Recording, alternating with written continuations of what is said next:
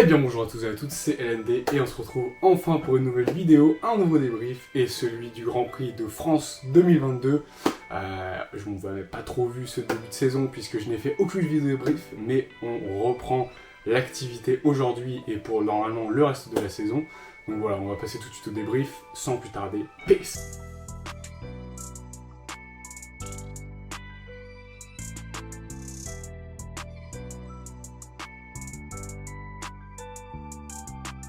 Donc sans plus tarder, on va revenir tout de suite sur le Grand Prix de France, donc tous les événements qui se sont déroulés durant cette nouvelle édition et peut-être la dernière d'ici un bon moment, puisqu'il n'y a pas eu encore d'accord entre la FIA et le Grand Prix de France normalement pour la suite, donc on ne sait jamais, peut-être que c'est le dernier de la lignée pendant un petit moment. Donc on va revenir au cas par cas pour chaque équipe, et puis du coup à l'intérieur de ces équipes on va revenir sur chaque pilote. On va déjà commencer par l'équipe un peu en difficulté cette saison par rapport à l'année dernière surtout, AlphaTauri, qui du coup avec Yuki Tsunoda se retrouve dernier, P20, avec l'abandon.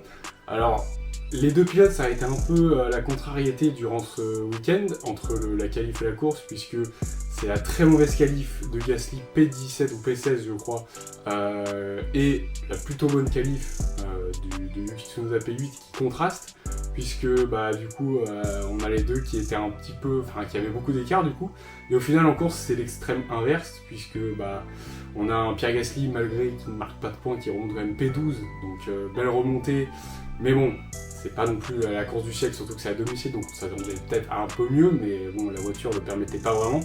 Et à contrario, on retrouve un Yuki Tsunoda P20 qui abandonne et qui a fait vraiment une course catastrophique, enfin pas catastrophique, mais voilà, c'est très très compliqué. Voilà, on a un peu les extrêmes opposés durant ce week-end entre les deux pilotes qui cette saison n'arrivent pas trop à extraire le potentiel de la voiture, et en même temps il y a beaucoup de bourdes aussi, donc voilà.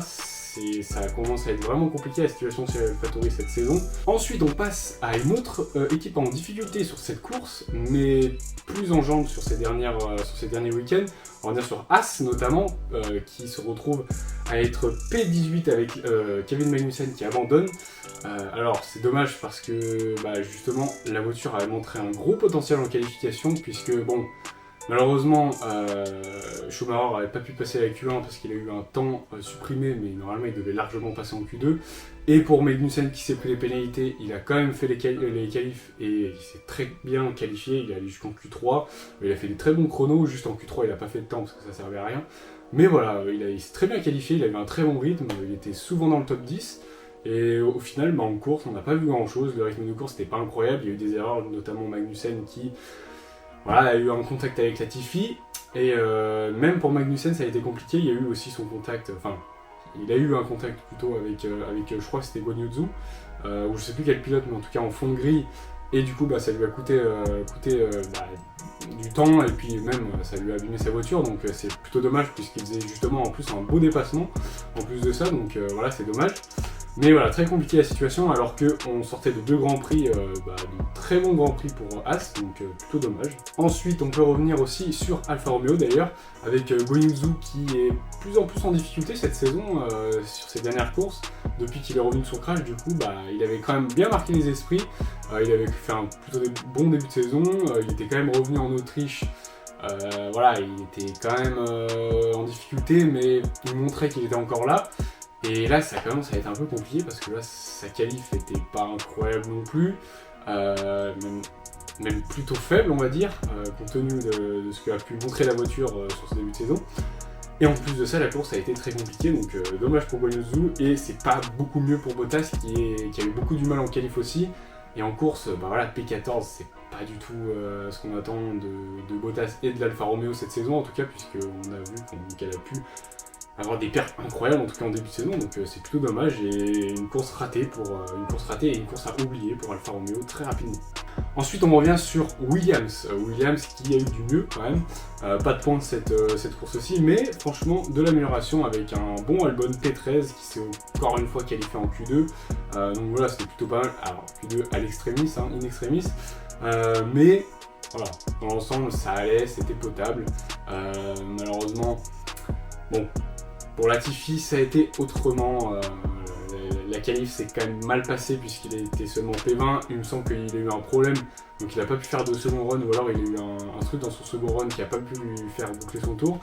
Mais bon, il a fait qu'un seul tour en gros, et voilà, ça lui a coûté la P20, mais en course, on a pu voir qu'il était enfin à peu près dans le rythme, puisque maintenant il a reçu les améliorations que Albon a depuis quelques Grands Prix. Et franchement, j'ai été agréablement surpris de son rythme, et ça fait plaisir de voir qu'il est plus largué. Et malheureusement, il a été dans le rythme, il a fait même un très bon début de dépassement sur justement Kevin Magnussen. Et on a eu Magnussen malheureusement qui l'a poussé hors de la piste et qui a fait une manœuvre un petit peu dégueulasse et un petit peu digne de son début de carrière, où il était très agressif et pas très aimé. On a eu le comeback un peu, là c'était un peu limite, il n'a pas eu de pénalité puisqu'il a été... après il a abandonné, mais pour moi ça méritait limite une pénalité, parce que en plus son dépassement à Latifi était quand même vraiment clean. Pour une fois, il avait du rythme, et donc ça est dommage à voir. Et du coup, il finit P17, il avait abandonné en toute fin de course. Et du coup, c'est dommage à voir, mais la Williams, il y a du mieux, et surtout Latifi qui commence à être un peu dans le rythme. Ensuite, on va revenir sur Aston Martin, où là aussi, il y a un peu du mieux. Alors, ça a été très compliqué sur les derniers Grands Prix, il n'y a pas eu de points. Et on revient aujourd'hui au Castellet avec beaucoup de difficultés. Les deux éliminés en Q1, quand même, c'était assez chaud. Enfin non, Vettel est passé, mais voilà... Il est passé in extremis à la fin, et puis voilà, sa Q2 n'était pas incroyable non plus, seulement P14 et du coup P12 avec les pénalités. Mais du coup pour Stroll ça a été vraiment compliqué, et encore une fois ça a été l'extrême inverse en course, puisqu'on a eu un Stroll qui a fait un départ de fou. J'ai pas vu son départ, mais en tout cas il a gagné beaucoup de place, ça je l'ai vu. Et il a été longtemps P10 en course, enfin P11 et P10, parce que voilà, il y a eu Sainz qui est remonté entre temps, mais voilà, il a divagué entre voilà, P10, P11. Et il a tenu jusqu'au bout, et il a mené une bonne course, encore une fois, un bon gestionnaire de ses pneus, il a bien tenu son rythme, malgré que voilà, Vettel soit bien revenu en fin de course, Vettel qui est plus redescendu dans la hiérarchie avec la safety car, puisqu'il s'est arrêté le tour d'après, donc là il a perdu des places, ils ont peut-être pas voulu faire un double arrêt chez Aston Martin, mais ça lui a coûté un peu de temps, et ça lui a coûté peut-être le point, puisqu'il a fini juste derrière, il a même failli avoir un contact dans le dernier virage avec son coéquipier justement, pour cette P10, et on voit que bon, le rythme n'est toujours pas incroyable, sur cette course c'était pas non plus le feu, mais bon, ils ont bien géré les pneus, ils ne se sont pas trop battus avec les autres, ils ont pu bénéficier d'une bonne stratégie, et ça l'a fait, et ils mettent un petit point, ça fait, je pense, des points positifs pour Stroll qui était un peu en difficulté ces dernières courses. Et Vettel, bon, il finit pas très loin des points, c'est un petit peu dommage pour lui, mais voilà, c'est une bonne course, on va dire. Ensuite, on va revenir sur les McLaren, P7 pour Norris et P9 pour Ricciardo, à nouveau des points, bon, à nouveau une domination de Norris sur Ricciardo, hein, ça ne change pas, depuis le début de la saison, il n'y a eu quasiment aucune course, enfin même je crois aucune course où Ricciardo a vraiment dominé son coéquipier, mais bon, au moins il met les points, c'est voilà, c'est le strict minimum, au moins il est pas, mais on va pas dire qu'il est juste derrière son coéquipier, mais il est pas si loin que ça. En rythme de course, il n'a pas été trop loin la plupart du temps, sauf son premier relais où voilà, il s'est quand même fait bien distancer. Après, il a eu un petit moment où il est resté quand même bien derrière son coéquipier après la première safety car, mais il y a eu un moment où il a forcément décroché, il s'est même fait doubler du coup par Ocon. Malheureusement, voilà, il n'a pas pu tenir jusqu'au bout de la 8ème place. C'est toujours très compliqué pour lui, hein. La qualif en plus, voilà, c'est pareil, ça a été extrêmement compliqué. Quant à Norris, là ça c'est toujours le contraste hein, entre les deux. Norris qui se débrouille super bien avec la voiture qu'il a, malgré voilà, les difficultés de la voiture depuis le début de la saison. Bon, il y a eu des améliorations quand même, mais voilà, elle est toujours pas au niveau par exemple de l'année dernière. Mais bon, franchement, Norris toujours propre. Alors, il a perdu quand même par rapport à la qualif, sa qualif était super bonne. Voilà, là il finit P7, bon, il a fait ce qu'il pouvait quand même. Dommage parce qu'il a quand même eu l'abandon de Leclerc, il aurait peut-être pu faire un petit peu mieux. Mais en même temps, on a des adversaires féroces qui sont justement, on va en parler, les Alpines. Avec Fernando Alonso 6ème du coup juste devant la McLaren de Norris, et du coup entre les deux Ocon qui finit P8 à domicile, donc des bons points, c'est stylé, ça fait plaisir. Du coup avec Ocon qui est bien remonté, on va dire, il est quand même bien remonté, il a eu une course assez compliquée au début, il a eu sa pénalité en plus de ça, et au final il a quand même réussi à finir P8 en redoublant à nouveau Ricciardo, donc bonne course pour lui, enfin des points pour les Français à domicile, ça fait plaisir. Et Fernando Alonso qui finit 6ème, donc encore une fois on va pas dire une masterclass non plus, mais une très bonne course, parce que voilà, qualif, course, week-end quasi parfait. Bon, voilà, un petit top 5, ça aurait pas été de refus, mais bon, il y avait quand même du gros client devant. Mais voilà, 6ème, franchement, c'est des gros points. Et du coup, ça permet en plus de ça à Alpine de repasser devant McLaren au championnat. Donc P4 au championnat, ça fait plaisir. Donc voilà, très bonne course encore une fois de l'Espagnol, et puis quand même une bonne prestation à domicile pour Ocon qui marque l'esprit des Français quand même. Devant ça, on retrouve Ferrari, voilà, avec du coup l'abandon, on va en parler, l'abandon de Leclerc, et puis P5 Carlos Sainz Jr. Donc voilà, Leclerc, on peut en parler, du coup P19 avec son abandon, c'est toujours la même chose, hein. On a l'impression de se répéter. Alors, j'ai pas fait de débrief avant, mais si j'avais fait des débriefs avant, franchement, on se serait répété tout le long. C'est toujours pareil, en fait. Tu crois que c'est bon, et c'est jamais bon. Il y a toujours quelque chose. Alors, à l'heure qu'il est, je tourne le débrief juste après le Grand Prix. Donc, je sais pas si ça a été un problème mécanique ou un problème de pilotage, mais en tout cas, il y a eu l'erreur. L'erreur est faite, en tout cas. On va pas revenir dessus. Mais voilà, c'est fait. Encore une erreur, là c'est vraiment dommage parce que c'est le pilote qui d'habitude tient les meubles et tient l'équipe, et au final on se rend compte que même lui, quand tout va bien, parce que du coup tout allait bien, il menait le Grand Prix, franchement avec une bonne stratégie il gagnait largement, même si ça allait être un peu serré avec Verstappen, normalement il gagnait, il avait la victoire, et on allait avoir Carlos Sainz qui remontait derrière, et franchement ils auraient pu faire une très bonne course. Et au final, toujours des problèmes, toujours quelque chose, il y a toujours un truc qui gâche tout. Et qui mène maintenant Ferrari très loin, parce que du coup ça fait très peu de points au championnat constructeur, ça fait un 0 pointé pour Leclerc qui était potentiellement encore en lice pour le championnat, maintenant ça risque d'être très très compliqué avec 63 points d'écart sur Verstappen. Sainz, il est trop loin déjà de base pour espérer quelque chose, enfin entre guillemets, parce que du coup maintenant il se rapproche, mais bon, on va pas se mentir, avec 11 points, voilà, s'il avait gagné encore, et qu'il avait récupéré 25 points sur son coéquipier, et qu'il avait récupéré du coup des points sur Verstappen, encore on aurait pu parler. Mais là seulement 11 points et Verstappen qui gagne, bon, pas se mentir, Sainz c'est quasiment mort. Mais bon, faut jamais dire jamais, mais c'est quasiment mort. Et du coup pour Sainz, pour revenir sur sa course, son week-end en général il a été super bon, c'est lui limite qui a mené l'équipe. Alors je veux pas dire qu'il était largement devant son coéquipier, mais franchement il a fait des bonnes séances, il a fait une très bonne qualif. En Q2, il a vu le meilleur temps. Il a vraiment très bien aidé son coéquipier pour lui donner la pole. Alors bon, il avait quand même fait des très bons tours Leclerc, mais peut-être que ça l'a aussi beaucoup aidé. Il a eu la pole assez largement quand même quant à Max Verstappen. Donc du coup, très bon travail d'équipe. Et jusque-là, tout allait bien, juste avant la course. Et malheureusement, il y a eu le drame avec Leclerc. Mais du côté de Sainz, du coup, ça remonte P5. Ça fait chier pour les pneus. Alors à la fin de course, où du coup il s'est arrêté, l'équipe lui a dit de s'arrêter alors que lui ne voulait pas. Dommage, mais bon, j'ai mis quand même un doute, je pense que c'était, on va dire, la bonne solution, parce que ces pneus médiums, je pense pas qu'ils auraient tenu. Et puis si ça avait fait vraiment un 0 pointé, là ça aurait été vraiment la honte. Donc pour le coup, je pense que c'est mieux de passer un peu pour l'équipe honteuse à avoir fait louper le podium.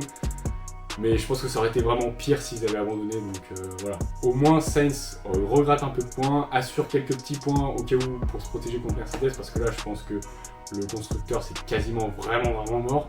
Donc au moins pour s'assurer un peu de points en fin de saison si jamais Mercedes revient, c'est déjà mieux, franchement c'est déjà mieux. Et puis le meilleur tour aussi en course, donc c'est toujours ça de prix. Ensuite on revient sur Mercedes qui est la très bonne surprise de ce Grand Prix. Puisqu'ils avaient annoncé être bien sur ce week-end au début. Au final, en essai, c'était un peu compliqué. En qualif, c'était pas trop mal, mais on avait quand même des doutes. Du coup, effectivement, les doutes se sont installés. On s'est dit, en voyant la qualif, bon, il y avait quand même Hamilton qui était assez bien positionné, mais il y a quand même un écart de ouf, quoi. Enfin, ils avaient annoncé 2-3 dixièmes derrière les Red Bull et Ferrari. Au final, c'était pas du tout ça. Russell était un petit peu plus derrière, même, en étant seulement 6ème en qualif. Et au final, en course, Hamilton majestueux, très bon départ, très bon restart de safety car. Voilà, tout s'est bien passé. On a eu un Russell en fin de course incroyable, donc ça fait double podium, 2 et 3, Hamilton devant son coéquipier. Donc encore une fois un podium, donc voilà, beaucoup de podiums quand même. Hamilton qui revient dans le match, qui revient dans sa saison, et qui presque recolle avec son coéquipier au championnat, donc ça fait plaisir à voir quand même Hamilton qui reprend du galon. Et puis Russell qui ne perd pas toujours, il a abandonné, mais sans l'abandon, on le rappelle, il est toujours jamais en dehors du top 5, donc voilà, c'est incroyable. Et puis là, c'est son 4e podium, je crois. Pareil pour Hamilton, il me semble que c'est son 4e podium. Donc ultra constant, les Mercedes, quasiment jamais d'abandon. Et puis même, pas de bataille entre eux, c'est très bon, c'est très bien géré, les stands, il n'y a jamais de problème quasiment, contrario de Ferrari. Et donc voilà, ça fait 2 et 3. Maintenant, il faut parler aussi de Red Bull, avec notamment la victoire de Verstappen, la victoire tranquille, majestueuse, 10 secondes devant son, on va dire, rival de l'année dernière, Hamilton, qui avait à peu près 10 secondes d'écart. Mais également aussi, il faut parler de la bataille entre Russell et Perez en toute fin de course. Ça fait vraiment plaisir, c'était une belle bataille. Bon, ça s'est un petit peu même trop frité au bout d'un moment avec voilà, ce virage où il y a eu le petit contact entre du coup l'aileron de Russell et puis la voiture de Perez. Perez qui a quand même bien cut le virage à ce moment-là. Heureusement pour lui, pas de pénalité, pas d'investigation, tout s'est bien passé, le duel a pu continuer. Entre temps, Sainz s'est arrêté, puisque voilà, on le rappelle, Sainz les avait doublés, mais bon, il s'est arrêté pour assurer la chose. Mais du coup, voilà, petit podium pour Russell, malheureusement, Perez s'est fait avoir au restart, voilà, je sais pas pourquoi, il s'est endormi au restart. Alors après, Russell a quand même bien aussi géré son restart, mais quand même, en tout cas, Perez s'est bien raté lui de son côté. Donc voilà, on verra comment ça se profile le reste de la saison, mais bon, c'est comme ça, la course s'est déroulée ainsi et ça a été quand même un très bon Grand Prix. On a eu quand même pas mal d'actions. Malheureusement, bon voilà, j'avais très de somme devant le crash du coup, le petit Leclerc. Et maintenant, on se retrouve pour le classement. Donc, premier du classement pilote, on retrouve Verstappen avec 233 points. Juste derrière, suivi de Leclerc avec 170 points, donc 63 points d'écart. Là, ça commence vraiment à être très compliqué. Ensuite, on retrouve troisième Perez qui est seulement à 163 points, seulement entre guillemets, puisqu'il est très loin quand même de son coéquipier, mais au final, il est que 13 points, il est que 7 points derrière Leclerc, donc voilà, il va falloir se méfier pour Leclerc. Sainz à 144 points, 4ème. Suivi de Russell seulement 1 point derrière lui, 5ème avec 143 points, et Hamilton 127 points. Et puis ensuite on retrouve très loin derrière Norris avec 70 points, Ocon 8ème avec 56, Bottas 46, ça fait d'ailleurs un moment qu'il n'en a pas marqué, Alonso 37 qui remonte du coup P10 et qui remonte bien au classement. Et enfin pour le classement constructeur, Red Bull avec 396 points qui est premier largement devant Ferrari avec 314.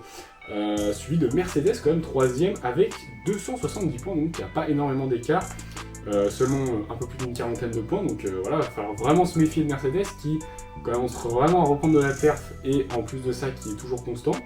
Ensuite très loin derrière, à moins de 100 points, 93 pour être précis, Alpine 4ème, seulement 4 points devant McLaren 5ème qui pêche du coup avec un peu Ricciardo qui marque pas trop de points, Alfa Romeo 6ème avec 51 points, qui ne bouge pas de sa 5ème place malgré les performances un peu douteuses ces dernières courses.